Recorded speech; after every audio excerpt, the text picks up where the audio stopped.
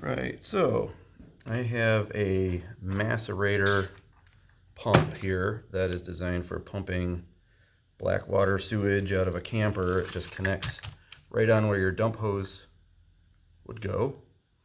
You have a hose here for cleaning it out, flushing it.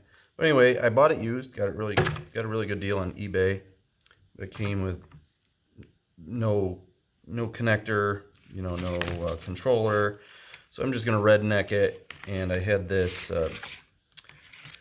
these wires with battery clamps from a generator battery charger thingy from a little inverter generator. So I chopped them off. I'm gonna wire them on. I wanted to show how to connect wires by braiding them versus using a crimp connector, because I have never had this method ever loosen or end up with a bad connection. So this works, in my opinion, as good as anything. And if you wanted to be really neat and tidy about it, you can use heat shrink tubing. I'm trying to figure out where I put my black tape here. But I just use electrical tape most of the time. On a vehicle, I would always use OxGuard antioxidant paste. On this, it's not going to be out in the weather or anything. So, all right, just typically with a crimp connector, that would be more than long enough. For what I'm doing, I want a little more wire. So strip it back like that, leave it untwisted, and separate it into two halves. I've already done that with this one. So I just bring them together parallel like that, twist these two together, these two.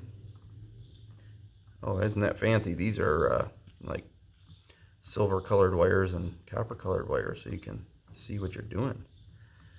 All right, now, and then I pull it out like that, just bend the extra parallel to the wire and tape it.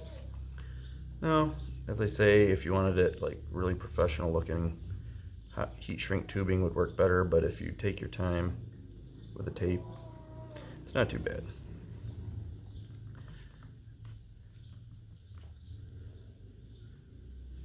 Give it definitely a couple layers.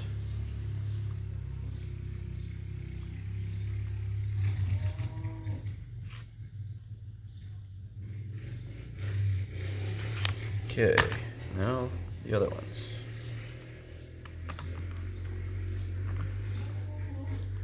Separate them into two. Boy, I have to say, I am really just surprised. My first DIY video, the audio was horrible. I don't know, wasn't as articulate as I wish I was. But I'm really shocked to see the views keep climbing and the watch time. It's like really surprising. So then I bend this one this direction, now I'll bend this one that direction. It keeps the wire from getting as bulky. I know this is not like code or anything like that, but it's the main thing I wanted to show is just the way to connect wires. I mean, I have done that under trailers, even wiring on new trailer lights, extension cords, all kinds of things, and I have never had one fail.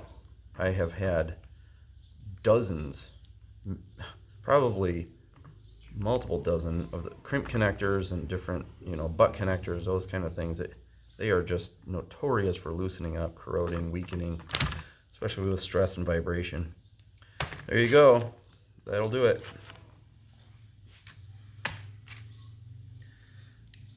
All right. Yeah, I'm just I didn't have a good setup to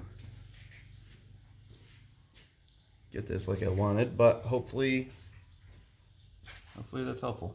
Thanks a lot.